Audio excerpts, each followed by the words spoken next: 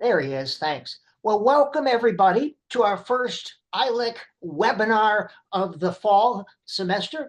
I'm Andy Johnson. I'm one of the founders of the International Literacy Educators Coalition. We've got a great list of speakers this fall, and I'll put that in the chat box. I'm short on introductions, but I want to say I've been reading Paul Thomas's stuff, and he is an amazing writer. He cranks the stuff out. Everything is well cited, and he's written some great articles for the English Journal. We teach English in times of perpetual crisis. If you have a chance, I would really encourage you. So I will shut up, and Dr. Paul Thomas, the floor is yours. Thank you, Andrew. I really appreciate ILEC and Andrew and everybody that's making this possible. And of course, all the participants, a lot of good friends and people I respect and appreciate in literacy community. So just last week, I'm at Furman University and I started my 41st year as an educator. And I spent the first 18 years of that as a high school English teacher. And then I've been at Furman University now for 23 years. And over that career, I would say that the consistent thread has been that I'm a literacy educator and a literacy scholar. I do often like to point out that my work is mostly looking at how we talk about literacy, the claims that are made sort of in the media by political leaders, and how that matches the reality of the evidence that we have. I'm not really someone who is speaking to or about how to teach children to read. I have a great deal of respect for the literacy educators out there who are doing that.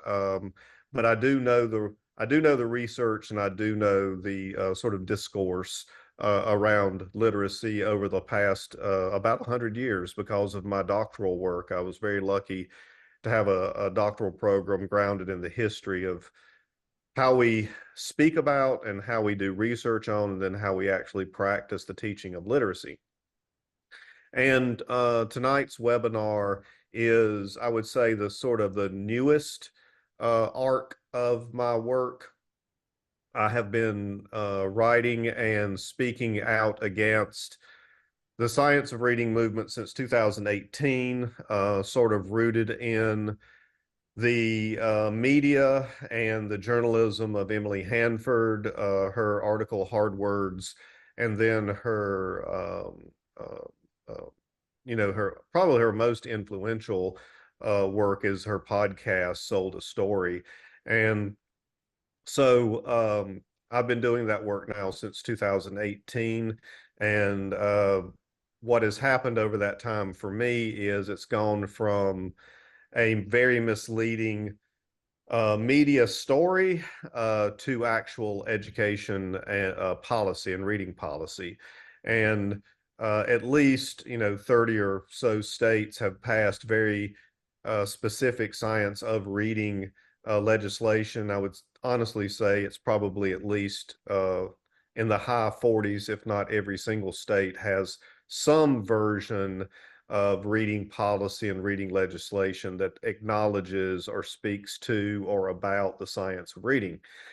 And so tonight, what I'll be talking about in this newest arc is I've decided to focus on how the science of movements fit into the last 40 years of education research that began with A Nation at Risk. And I see that education reform as industry. The point of education reform in the United States is to perpetuate education reform. I've been very frustrated over my career because it very much parallels this exact movement. I entered the classroom in 1984, and in my home state of South Carolina, that was the first year of the major sort of education reform legislation in South Carolina. And we were one of the early states that responded to A Nation at Risk.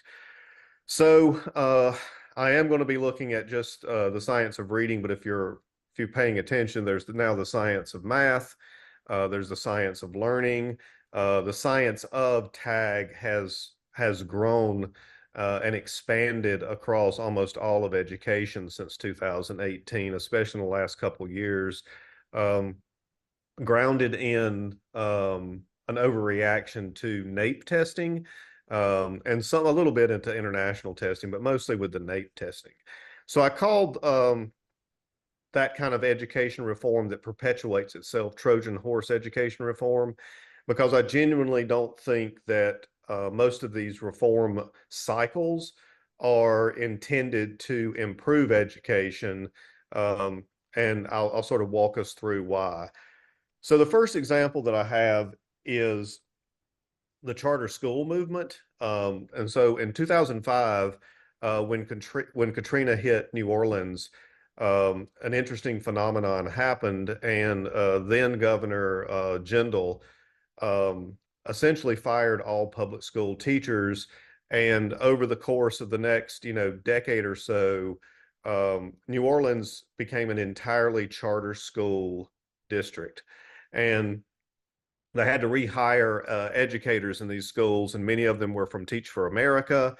And then just recently, sort of a fascinating phenomenon has occurred because New Orleans declared that the charter school shift had not made any improvement on outcomes for students. And sort of that is over. And what is really frustrating is the end of this charter school experiment in New Orleans. The end got almost no fanfare, got almost no national media attention, but the movement itself got tons of coverage by the media, including entire books written on the transition to um, charter schools from public schools. And I think it's really important as we think about the science of reading movement, the vast majority of the public school teachers who were fired in New Orleans were professional Black teachers. So there was this erasure of, a Black middle class, professional class of educators, many of who moved to Texas. And there was very little attention paid to that. And as I'll point out in a minute, particularly at the early grades, teachers are primarily women. And this is really important, I think, to understand why the science of reading movement itself is not about improving education. It's certainly not about improving teachers as a profession. You'll notice some terms here: recovery school districts. States like Tennessee were heavily funded by Bill Gates, and there was a huge recovery school district and achievement school district movements in Tennessee. Again, these did not produce outcomes that were promised, and many of these reform so-called projects, often funded by billionaires, have kind of just quietly ended. As was mentioned a minute ago, Elena will be one of the next webinars, and I highly recommend. She has 2 or 3 pieces out now, and I think she has at least one more coming out. She's doing some of the best, scholarship, I think, on the science of reading movement. And the key here is that she is couching it as a conservative education reform movement. And I think a lot of people struggle with that. And that's one thing I'll try to give you some foundation for today, is how the science of reading movement is essentially conservative. One way to understand that is 2 of the key points here in conservative education reform. One was Teach for America, and the other is the National Council of Teacher Quality. NCTQ is a Fordham Foundation offspring, and the Fordham Foundation is in Ohio, and it is a school choice, very conservative school choice organization. Teach for America is a very interesting organization. In its sort of foundation and heyday, it was an extremely conservative movement that was anti teacher education. And the tie here is that NCTQ and TFA are exclusively anti-teacher education. So when you look at some of the elements of the story that I'm going to point to in a minute, there's no surprise that the science of reading movement is grounded in a very negative and I would say not grounded in evidence attack on teacher education. The key, I think, to understanding how the science of reading movement fits into a conservative education reform movement is that since the early 1980s, education reform has produced one thing: churn. There is a crisis, there's reform, and then there are a few years pass, and then another crisis is declared, another set of reforms are declared, a few more years pass, and this is the cycle. If you pay close attention, many states in the United States since the 1980s have had between at least 3, and I think in my home state it's been 7 different cycles of standards. And states will repeatedly revise their standards, change their testing.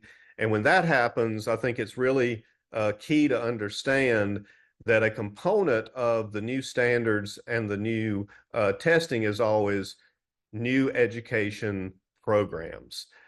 These are different textbooks that have to be calibrated to the new standards, to the new tests. And so a central feature of education reform and churn is that it feeds the education marketplace. Way back in the 1990s and into the 2000s, the center of that was George W. Bush. George W. Bush's tenure in Texas, he declared the Texas Miracle. And one thing that he was trying to implement in the 90s was scripted curriculum. By the time that he was in the White House and by the time that No Child Left Behind came out, his efforts to implement scripted curriculum had kind of died out. A colleague of mine, Nita Schmidt, and I had a book on scripted curriculum in the 2000s, and really, I've been very disappointed because I really felt like at the time, by the time the book came out, it appeared that we had, as educators, the entire country had stemmed the tide on scripted curriculum. And as you'll see in a minute, the key thing to understand about the science of reading movement is it has been a Trojan horse saying we're going to teach the science. But what has really happened is it is allowed through the back door scripted curriculum being adopted across the United States. Another element of this movement, the science of reading movement, is the bad teacher myth. And this was a major narrative under Obama. A good friend of mine, Adam Bessie, had a really good article in Truth Out, and he uses that terminology, bad teacher myth. I refer to this a lot. That's where the hyperlink goes to Adam's work. And the idea was that if not one of the main reasons that schools are failing and students are failing is because of the incompetence of teachers in the United States. I cannot stress enough, when we're attacking elementary school teachers, when we're attacking teachers of beginning literacy, well above 70, nearly 80% of those teachers are women. This is an attack on a workforce that's primarily women. Teacher educators are also overwhelmingly women. I don't generally quote a statistic here. It's interesting to me. It's very difficult to find an exact number, but often teacher educators parallel the workforce in K-12, and I imagine teacher educators are close to the same percentage. The misleading story that you will find in Emily Hanford's journalism and in her podcast is well laid out by Maren Ackerman, who does outstanding work on this. She has 3 very, very good online pieces through LRA that are open access, and I highly recommend her work. And you'll notice the 4 points here that she identifies about the science of reading story. Science has proved that there is just one way of teaching reading effectively to all kids using systematic, highly structured approach to teaching phonics. Second, most teachers rely instead on an approach called balanced literacy, spurred on by shoddy teacher education programs. And third, therefore, teachers incorporate very little phonics, encourage kids to guess at words. Balanced literacy and teacher education are thus at fault for the large number of children not learning to read well.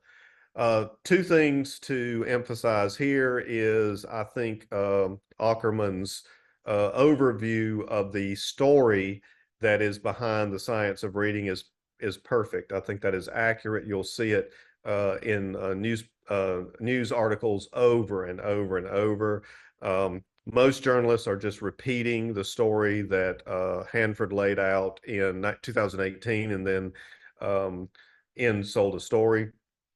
But also very important is these elements of the story are not grounded in science.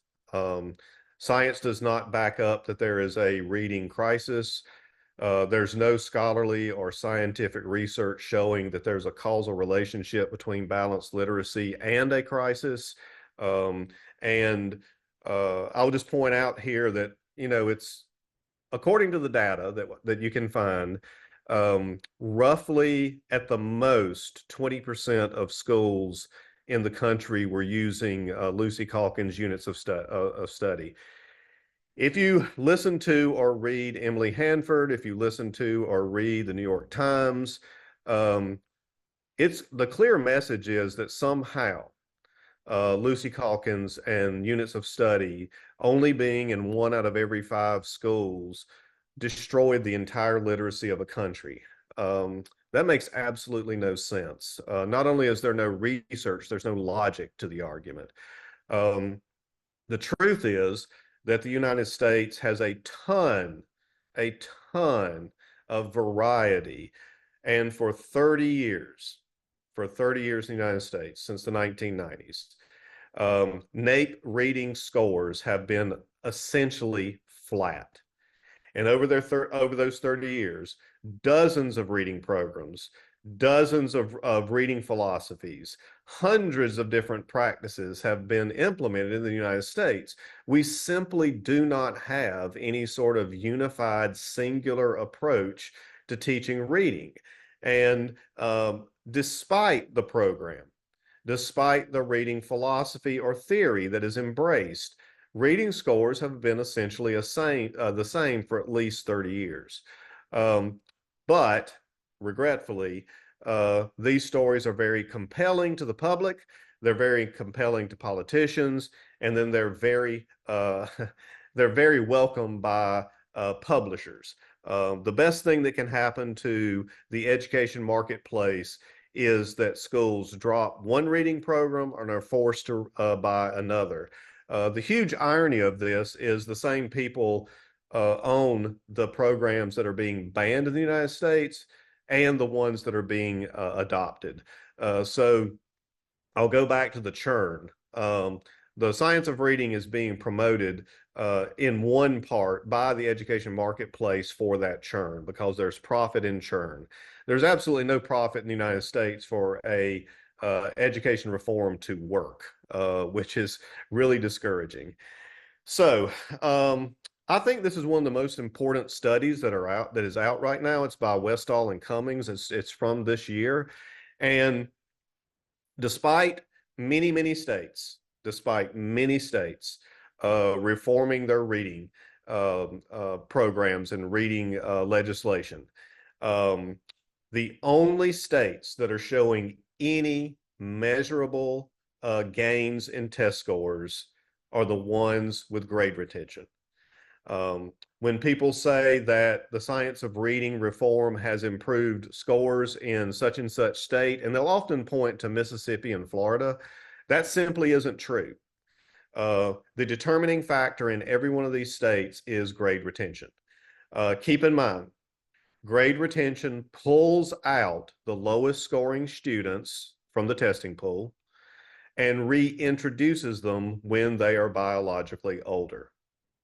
Um, we have some good evidence that biological age matters in narrow reading testing because in England they do phonics checks. It's mandatory. It's been mandatory since 2006. We've got many, many years of phonics checks being done in England, and phonics checks, the scores improve by birth month.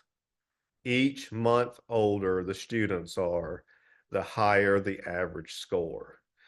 So the truth is, what may be happening in many states is that standardized test scores are being inflated by changing the testing pool of students and removing the lower scoring students and reintroducing them when they're biologically older.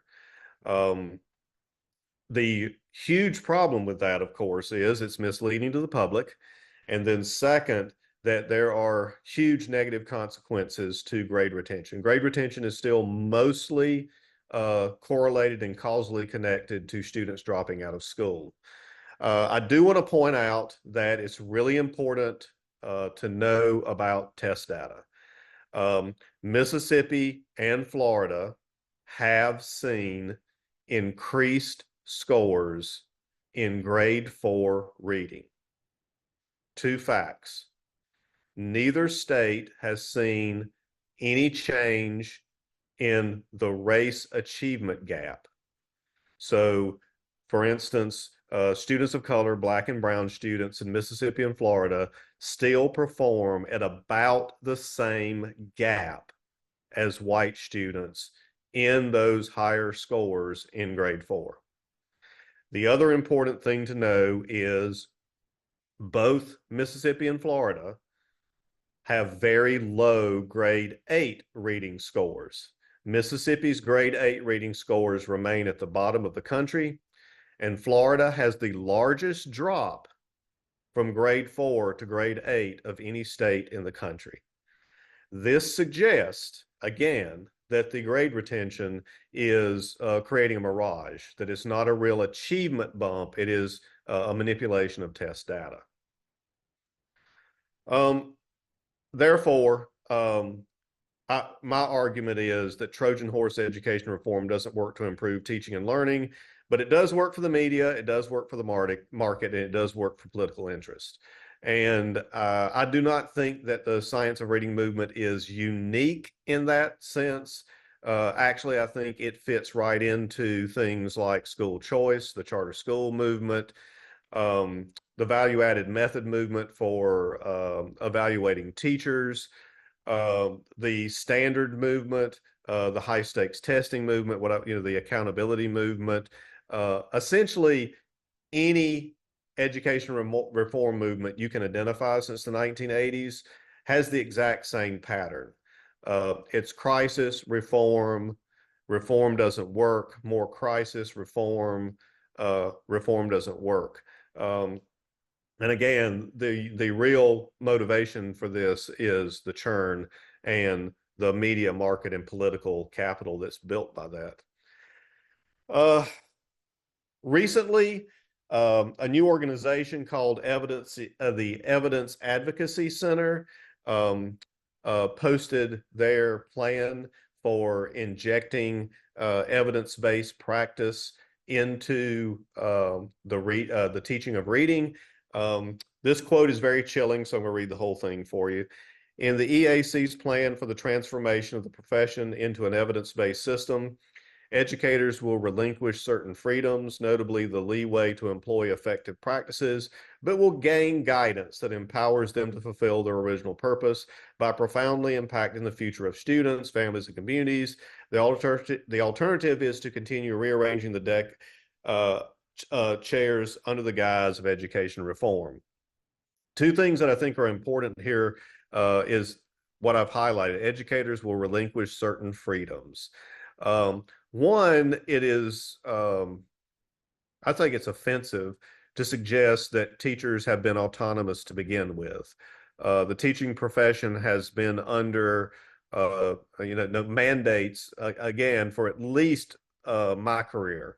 Since the 1980s, uh, there's much of education has been standardized. The whole concept of standards. Um, Teachers are under a great deal of accountability and held accountable for, are you teaching the one thing that I would say that is consistent in our field is teachers are held accountable for teaching standards, not for teaching students. Also, if there's been any mistake in reading, it's how often teachers are held accountable for implementing with fidelity a reading program as opposed to teaching children to read. And the science of reading movement has doubled down on that. It's become even more intensified. Um, what I find ironic here is there's this hint about the rearranging chairs on the deck of the Titanic. And I've used that metaphor myself because I think that's exactly what the science of reading movement is doing. Every time we just say this reading program or this reading philosophy didn't work, but this next reading program and this next reading philosophy will work, that's exactly what that is. There's no evidence that reading programs have failed. There's no evidence that reading philosophies have failed or reading theories have failed. But we just stay in that constant cycle. Um, if you're familiar with The Handmaid's Tale, um, again, I think it's a very chilling quote. It's a quote from the novel. There is more than one kind of freedom, said Aunt Lydia, freedom to and freedom from. In the days of anarchy, it was freedom to. Now you're being given freedom from. Don't underrate it. We were a society dying, said Aunt Lydia, of too much choice. And I think that is the sentiment of the science of reading movement. They're the advocates for the science of reading movement think that teachers and teacher educators had too much choice. And the new argument is that you're better off if you have freedom from, for instance, having to plan your own lessons. And now you have the freedom to implement scripted curriculum. Um, I do not buy this, and I do not think that that's what teachers want. As a matter of fact, I think there is currently a pretty significant backlash to this ideology. Um, Certainly, teaching and learning conditions are overwhelming for a lot of teachers. And I'm not suggesting that teachers don't need access to programs, but I actually don't think one program or the other is the issue. How many students are is a teacher teaching? What's the school day like? What kind of support do they have? What kind of support do the children have? The thing that's often left out of any of this is the current research that we have. Teacher influence on measurable student outcome is between 1 and 14%. 1 and 14%. Teacher impact on learning, which would include the quality of the programs they're teaching and the ability they have to implement those programs. However, the influence of out of school factors, it still remains, and there's a brand new study out in 2024 that replicates the same statistic that we've had for many years. The influence of out of school factors on measurable student learning is 64%. There's some research out of England that it's as high as 80%. So again, we are, I would say education reformers hyper focus on teachers and hyper focus on reading programs, and while distracting us from the things that are more likely to be impacting student achievement, and especially in reading.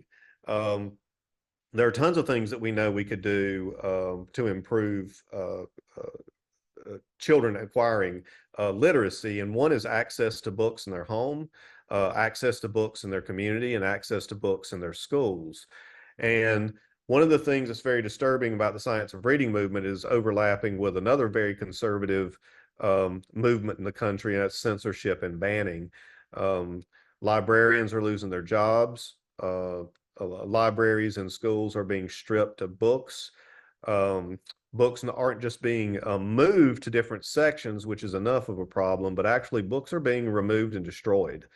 And so there's this huge contradiction in the country that somehow that we can teach every student to read. That's another thing you'll hear is we can teach 95%, 90%, 95% of students to read at grade level. But then there's the problem of what are they going to read if they don't have access to books.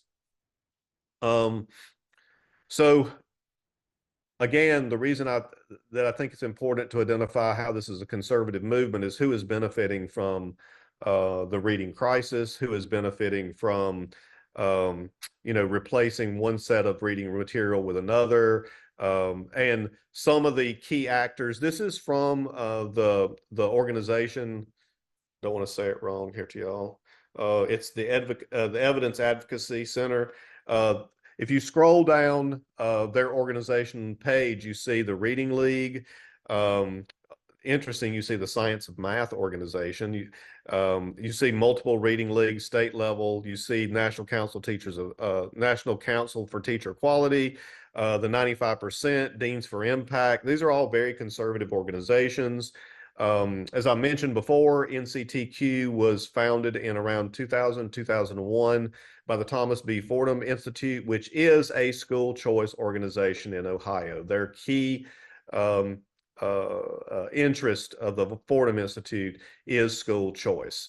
Dibbles is getting a huge bump. Dibbles had its first day sort of right after No Child Left Behind National Reading Panel, but it did not stick in the 2000s, but now it has been revitalized, and it is out of the University of Oregon. And I think it's one of the most dangerous things out there because it is a nonsense word assessment. Nonsense word assessments are big in England also. I think there's no value in nonsense word assessments, and I think they're also very harmful. There's actually evidence that students who come to school already fluent readers score very poorly on tests of nonsense words because they are already looking for meaning. Nonsense words eradicate the value of meaning and pronouncing words. And I've often done this, but DOVEWIND, you do not know how to pronounce those out of context. They have multiple meanings, they have multiple pronunciations, and without context, you really don't know if it's dove or dove. You don't know if it's wind or wind. There is no point in pronouncing a word other than meaning.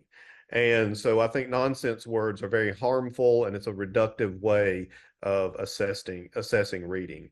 I do include the trademark there. That's how you will see Dibbles written, and there's a reason for that, in my view. This is about programs. This is about market. This is about selling. Same thing with Letters, which is a teacher training program by Louisa Moats. States are spending tens of millions of dollars to buy letters and to train teachers. Just 1 year recently, my home state, which is the 10th poorest state in the country, spent $15 million on letters training. Again, the great paradox of letters is there's no scientific research showing that letters improves student reading. There's a little bit of evidence that letters improves teachers' beliefs about their ability to teach reading, but there's no connection to improving student achievement in reading.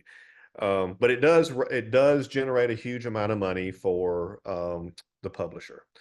The Reading League also is one of the biggest voices behind the Science of Reading movement. If you'll go to their page, one of the things I think that jumps out is they're strong supporters of decodable text.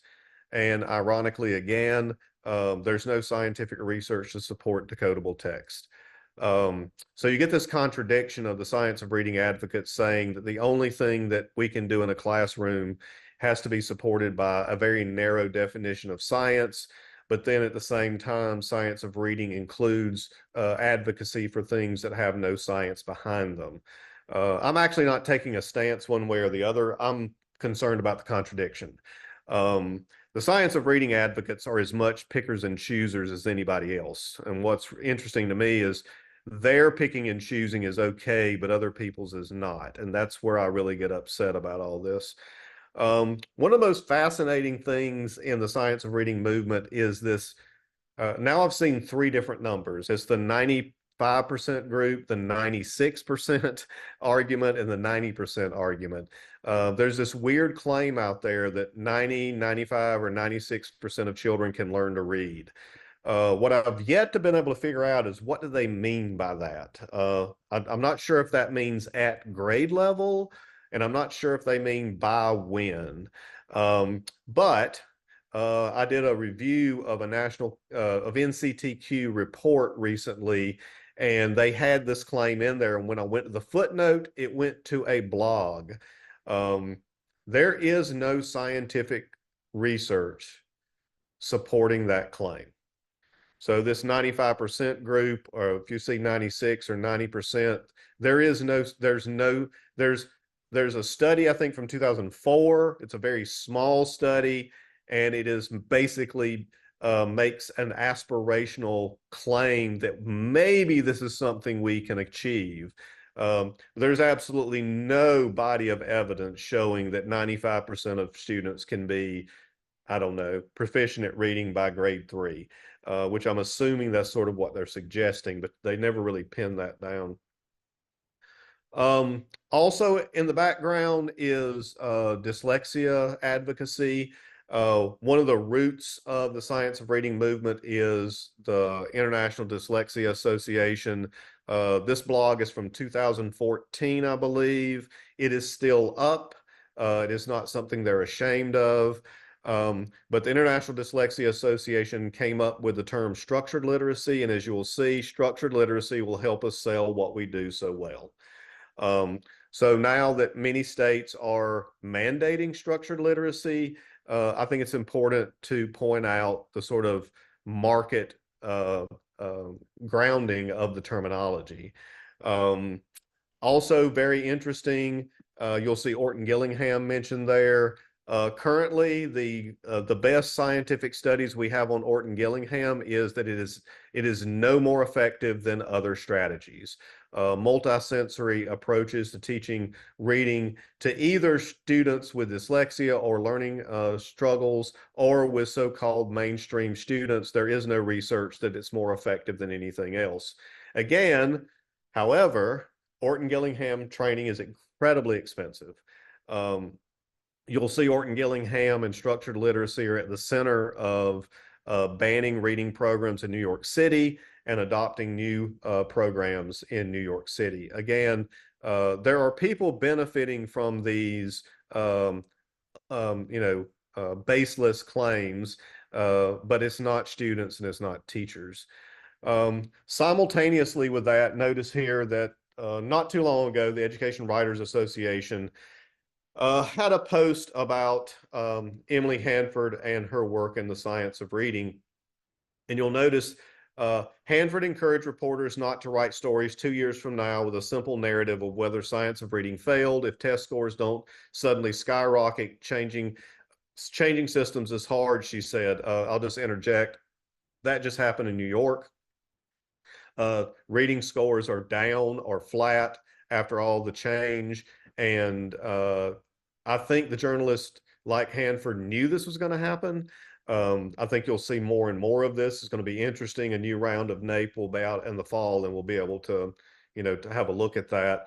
From 2019, though, to the 2022 NAEP, states, almost every state went down. So one thing we do know for sure is if the science of reading is as effective as people say it is, it certainly didn't change the dip with COVID. So COVID is a good example of out of school factors and how they impact learning.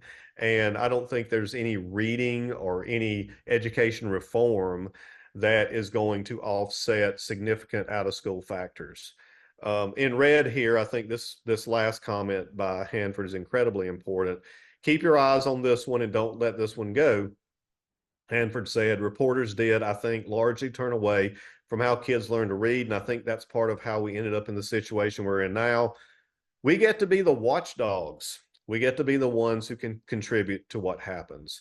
Um, I think the media, the journalist attitude toward teachers and toward teacher educators has been extremely condescending. And I really think saying they're the watchdogs is one of the most condescending things I've read in the media. I think that's where we're standing. These uh, journalists have no background in education. They haven't been teachers. They actually don't even understand the research that they're writing about. Um, I go over some of this journalism in one of my courses at Furman, and my undergrads are often shocked when a journalist writes an article and says research says. We click the hyperlink, and the hyperlink goes to another article by that same journalist, not to any actual research. Um, so the science of reading movements are yet another cycle of Trojan horse education reform. We've already opened the gates and waved this in with blinders on. So now we must do our best to reclaim teaching and learning that serves the needs of our students and not the media, the market, and political ideological agendas at the expense of those students. What I have to emphasize now is almost all the claims in the science of reading movement are essentially ideological claims. They're not science claims. They're not evidence-based claims. They're not empirical claims. Um, and the most damaging of them are that we have a reading crisis and that it was caused by these specific factors. And it's always balanced literacy, 3Qing, which interestingly is banned in some states, even though most of the people who have banned it can't define it, and specific reading programs. These are mostly ideological, and they do come out of a very conservative ideology about not only teaching and learning, but about how schools function. I highly recommend Elena's work.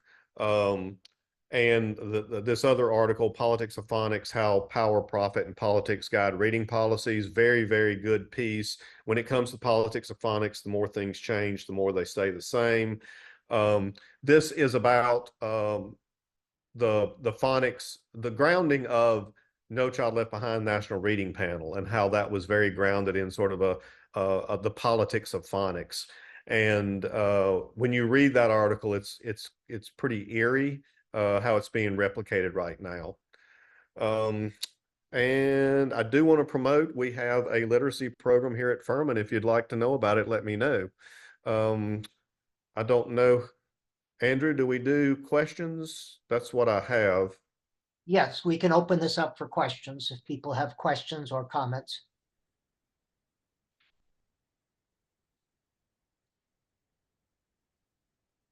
Sam has got his hand raised. Go ahead, Sam.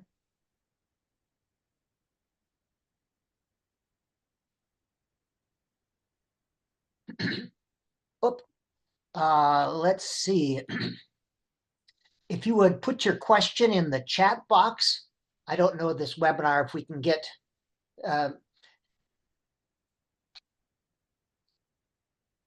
let's see. Oh yeah, go ahead, Sam. You're allowed to talk. Okay, I put a question in the chat box, and it has to do with Seidenberg, who is just been an interesting person along the way, and sometimes a thorn in the side of some of the more ardent SOR people. But my big thing about Seidenberg is this, and I think I shared with both of you what he had to say, which basically says, in my mind, and I'm going to be writing about this, in my mind, what he's saying is that science of reading as it exists right now really overdoes the direct instruction and underdoes any kind of learning by doing kind of instruction. And he was very specific about that. I sent you the slide about what he had to say about that. So I just wonder what your thoughts are about, is that something that's happening? And is there any hope for, with people who are rather clearly identified with the science of reading movement, changing positions like this? Is there any hope for that common ground that I'm always trying to seek?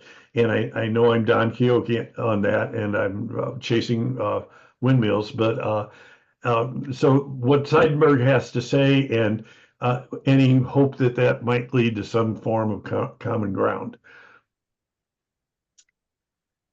I'm not much interested in anything he says because he got us in this mess.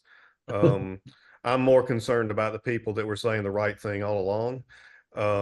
What I've noticed is several of the science of reading people that were on the bandwagon early have been backtracking quickly.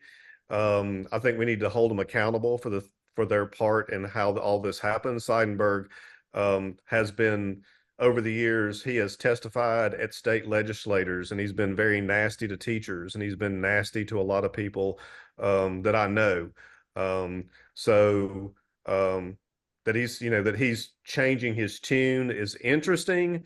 I don't think it's actually helping. What I see is the rabid science of reading people have turned on him the same way they were attacking many of us. So it's not actually changing anybody's mind.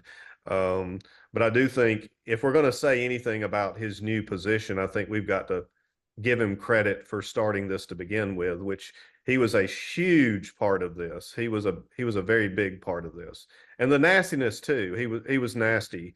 I know several accounts of his nasty and negative attitudes about classroom teachers.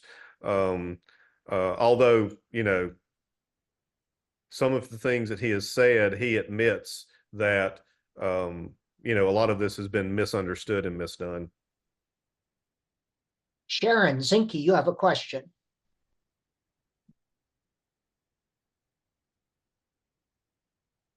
Sorry, I had to unmute. Yep. Can you hear me? Yep, we can hear you. Yeah, I'm just been horrified by all this for as long as it's been going on. I've been teaching forever, over 50 years, and it's anyway, if you get rid of the 3 queuing systems, you basically say don't teach comprehension. My question is, is there any point in trying to get to Kamala? I know she's going to win, and I just wonder if, she'll be choosing somebody to run education, and I'm assuming this is recorded, right, Paul? Yes, Yes. it's recorded. And I'm somebody who will never I want to work with you, Paul, to do something about this, by the way. I've tried to reach you. I will do anything I can to get people to hear this recording. Anyway, you can tell I'm a little frustrated like everyone else. Do you think there's any point at all in trying to get the, people at the top to listen about this? Yes, I actually think there is. I think the Biden administration very much was a softer version of the Obama, Arnie Duncan years, which were a disaster. Obama and Duncan were terrible for education. They were actually worse than the Bush administration. I think Harris picking Waltz was a huge positive sign because there were 2 other potential vice president candidates. I think their education policy would have been more like the Obama administration. I will say I've heard some recent rumbling that some of the Obama education people are being lined up for the Harris administration. So before it happens, I think it's a good time for us to make our voices be heard. We do not need to do education reform as it's been done because it's been bipartisan and bad for a very long time. George Ruby is here. Go ahead, George. Thanks. Can you hear me? Yes. Yes, sir. Okay. All right. Well, Paul, great presentation. Thank you so much. And Andy, thank you for hosting this. This is wonderful, and we do have to stay honest. I like this metaphor of the Trojan horse. Although sometimes I feel that it's really more like that Trojan rabbit, in Monty Python and the Holy Grail. If you ever Yep. recall that scene, well, because the difference is that Trojan horse helped the Greeks to win in their battle against Troy, whereas and we have to talk about horsepower and all that. It's powerful, it works, right? And this stuff doesn't work, and so it's really more like that Trojan rabbit. But it is sneaking things in, and you make a good point about the politics of it. There's an irony there that the churn, as you put it, is very much part of what's going on, and yet you refer to that political stance as conservative. You would think a conservative stance would want to keep things the same, but in fact, most of this is really rather radical right, rather than conservative in the small c homespun sense. So I think that's an important distinction to make. The other thing, though, that's being snuck in the Trojan horse or rabbit is the massive amount of technology that is now in the schools. I think I really believe that's where the money is, and I really believe that the jumping on this phonics bandwagon yet again, with an almost complete replication of what went down in the early 2000s with Reading First, was just a way, because it was the quickest thing they could get up and running on their platforms. And you mentioned about how the financial interests that own things like Lexia that produces letters or all of that, that if you look to that, they did all their buying up after COVID hit. They went nuts with it. And why? Because of the post-COVID learning lag funding, $190 billion in funding between the Trump and Biden administrations. That's a lot of dough. And so they jumped in, and they got, and the Wall Street Journal has said number one use of that money, the largest share went to technology infrastructure, second largest to health infrastructure and personnel, and third to the programs that run on those platforms. And you see that, and so you've got to wonder if we, as you point out very well in your tonight and in your blogs and your articles, your NCEP pieces and so on, we've never seen any great bump from switching our approach to phonics. But it's remarkable that we've dropped post COVID. That's not surprising, but since the COVID closures, you would expect to see some serious rebound, at least back to where we were in 2019. And that was a drop that people said at the time was a crisis. But we haven't gotten back up there yet. And you look at the kids who are in third grade right now, who are going to be taking that tests in their end of year state tests in the spring, and we'll be talking about this time next year. They weren't even in kindergarten when the COVID closures occurred. So you can't attribute that to COVID. All right. So something else is going on. Now, part of it is chasing out a lot of high quality teachers. You did a really good job explaining that at the beginning of this presentation. So thank you for that. But I think the technology is chasing a lot of the teachers out as well. Nobody wants to be a room monitor. They want to teach kids. And when the programs and the technology take that out of their hands, and yet darn well they're going to be held responsible for the failure when those systems don't work, that's just not right. So anyway, I'll shut up. But thank you so much for your great work. Love you guys. Thank you, George. Now, I should clarify. I get the word churn from Bruce Biddle, who does school finance, and he's wonderful. And I think that's where the concept, he's been talking about this concept for a while. And I think George is exactly right. There's a connection here.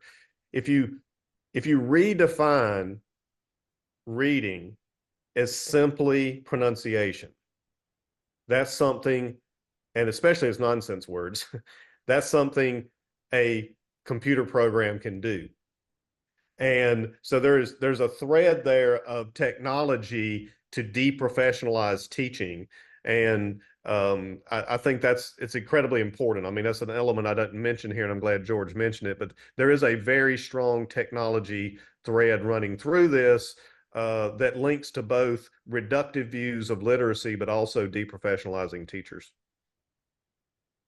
Jamie Romero had a question. She put her hand down.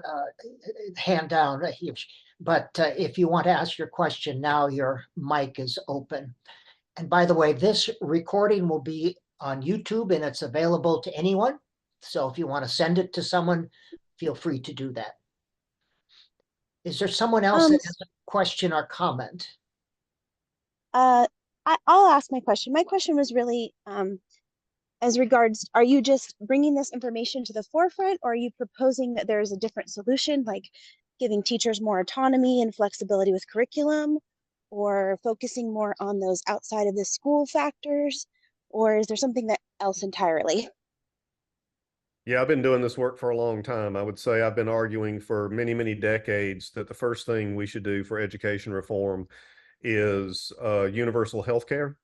At the very least, universal health care for children, food security, job security, access to books and the access to text in the home, access to text in the neighborhood community, and access to books in the school.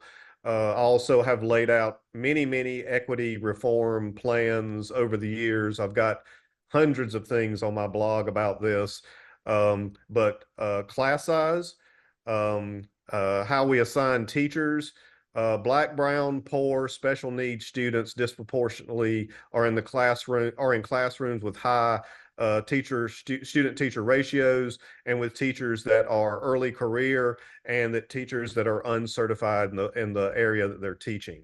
There are dozens of reforms that we could be doing that we're not doing that I guarantee would have a more positive impact on students. So regretfully, I've spent almost my entire time arguing against these reforms because it's the only thing we do. It's the same exact thing over and over. But yes, I've got plenty of plans and I've got plenty of alternative approaches, and they're all for free on my blog. Kathy Havens, you have a question or comment? Yes, I am a career teacher, currently retired. I work for a literacy nonprofit in North Carolina. One of our goals is getting books into the hands of kids, especially in areas where there are book deserts.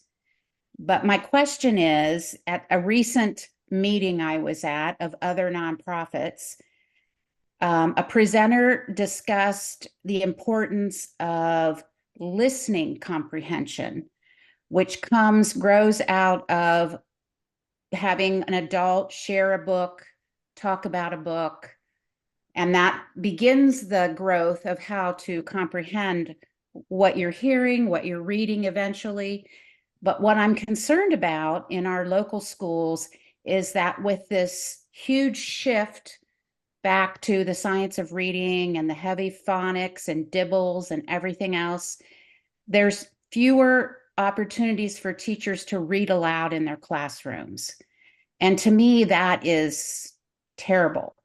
So the nonprofits that I work with, our community of nonprofits, we're hoping to focus on the birth to 5 kids and hoping to get more done with them in listening comprehension, whether it's parent training, access to books, other initiatives like that.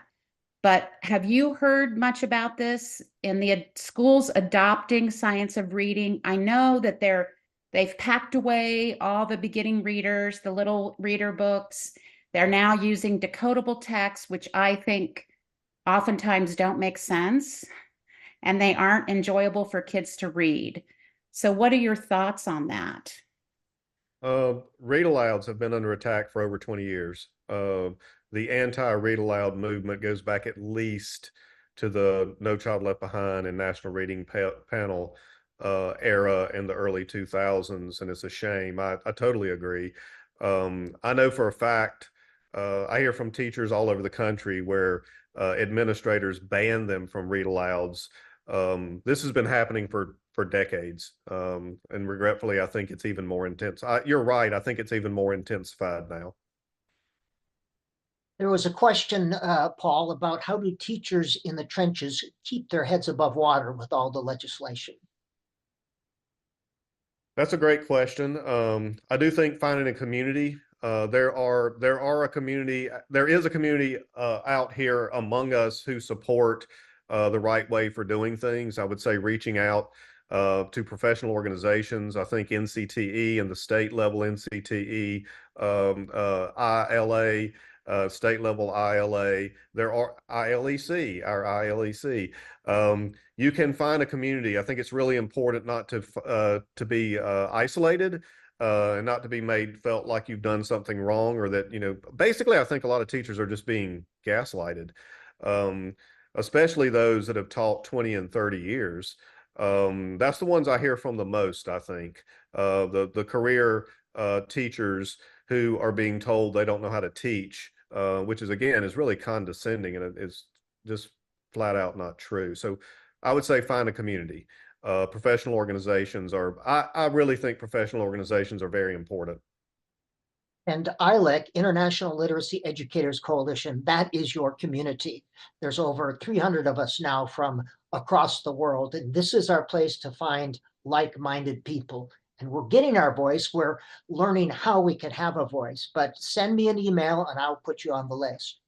Another question, Paul. There is a debate between whole class instruction and small groups. What is your stance? Again, I said I started year 41. I've done less and less whole class. I think small group and individualized instruction's where it's at. And I think all of it matters. You have to do whole group, you have to do small group, you have to do individualized. And that's why we have to leave it to the teacher. The teacher is the person who knows when that's best to do. Personally, I've been teaching writing for a very long time, and doing whole class instruction has very little impact on student essays. Having students write and then sit down individually with them, and you have the actual text in front of you, I see a great deal of growth and change. So I'm not against anything. I don't think there's a place for banning or mandating any one thing, because you never know. There's whole class instruction that is wonderful and very effective. There's whole class instruction that is fruitless. There's small group, the same thing. I've seen small groups be very ineffective and waste a lot of time. Actually, I think the only thing that pretty much works all the time is the one-on-one conferencing, which I'm a very big fan of. That's why I like workshop. The workshop model includes all of those, and that's why I've done that almost my entire career. What suggestions do you have, Paul, for newer faculty who are trying to publish in areas that are not science of reading friendly? How do you navigate the current climate? Well, I think you'll find that a lot of places are friendly. Most of the stuff that I publish now is invited. And if you look at my recent publications on my blog, it's a wide range of journals. NCTE has had several journals ask me to write about the science of reading specifically because of my stance.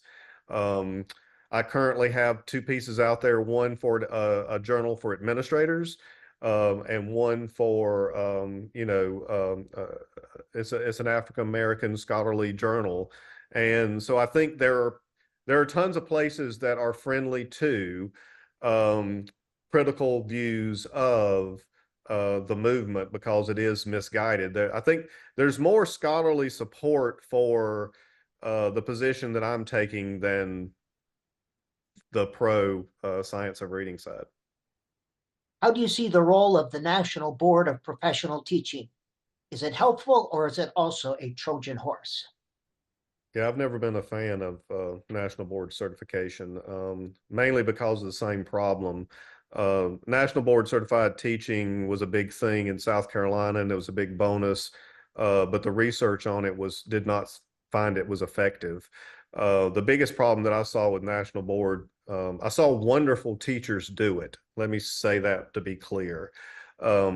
But it was very onerous on their time in the classroom. I think it was very distracting from their teaching. The most effective thing for me was getting a master's and a doctorate. They had the most positive impact on my classroom instruction. So I'm biased in that. I think that's the best approach. Adelphio has a question. Thanks, Andy. Paul, what an excellent presentation. Thank you so much. Thank And you. I just heard about the administrators, and that's about my question. My question is, what suggestions would you give an administrator when they have the heavy central office opinions on science of reading, and when you look at your school, you see that your student population or demographics do not really benefit from what they actually see or tell you to do? Yeah, I think this is really important. I think administrators are often the key. I think they have to be well informed. Um, and speaking of school demographics, I think the most effective and the most important group right now that is pushing back on the science of reading are scholars and teachers of multilingual learners. Um, and I think that's the key there is you see a state like California was able to turn back science of reading legislation. It was mainly driven by multilingual learner scholars and teachers. And the great argument there is that these so-called marginalized groups, no one size fits all works with MLL students. No one size fits all works with students with dyslexia. But guess what? It doesn't matter what group you're talking about. Silver bullets and one size fits all does not work for any students. So I do think I like your question because I think administrators have to start with who are we, why do we struggle, and what do we need, as opposed to box curriculum or top-down legislation. Box curriculum and top-down legislation will not serve the needs of students. All right, we've got a question by Sam.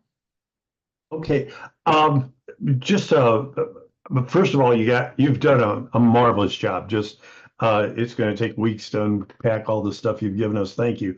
But concerning the thought of the sciences of reading and folks that are talking about the sciences of reading, your thoughts about that, and also your thoughts about the importance of things like using music, using poetry, using repeated readings to build fluency, and those as an alternative, especially at the older grades. Okay. That those are things. So your thoughts about that?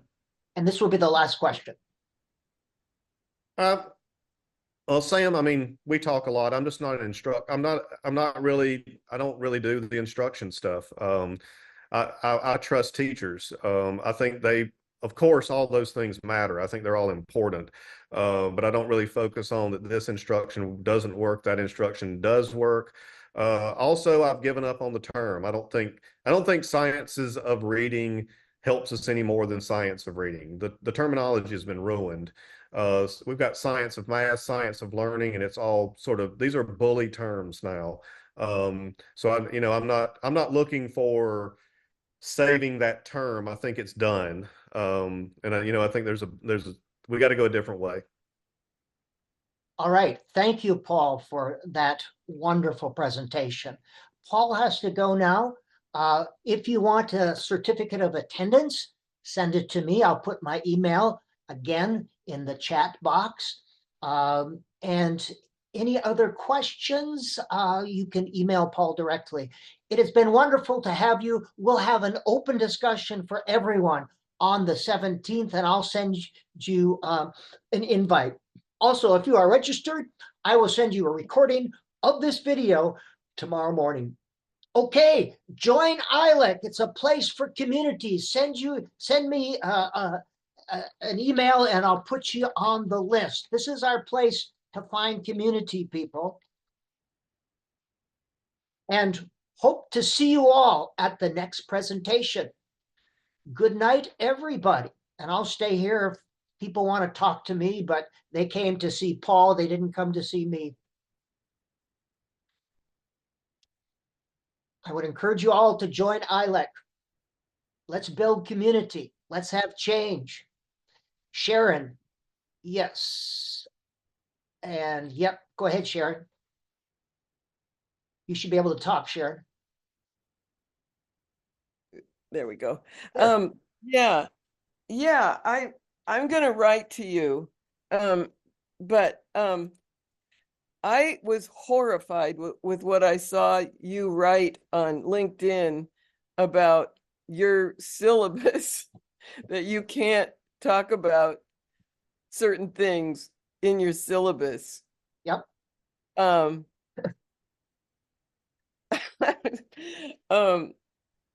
do you think that that's going on in a lot of universities? Yes, they have an audit here in Minnesota that they'll go through my syllabi and they'll look for the three queuing systems. And that is in a lot of state legislatures, the state legislation. And it feels terrible. People who have no expertise in literacy. You know, I spent 40 years doing this, and someone who read a book comes and tells me what can and can't be in my syllabus. That's crazy. It is worse than crazy. Well, how can you even teach if you can't talk about like the three queuing systems, for example? Then how can you talk about teaching reading? What I do is I shut the door and do whatever the hell I want. That's what I was wondering. That's what I've done for 50 years. Yes, because I have an obligation, and this will last another 3 to 5 years, this science of reading I pending. know. And once they realize that this doesn't work, it'll go back and there'll be another thing in 5 to 10 years. That's right. That's right. But my time is getting up there. I mean, you know, it's like I don't have that much time. So I really want to help do something about it. I'm going to write to you. Okay, good. And it's us people who are near retirement. I think we're in the best position to make noise because we don't care what they do to us at this point. That's exactly right. Okay. I'll be in touch. All Thank right, you. very, very good. Anyone else has questions or comment they want to say? This is your time.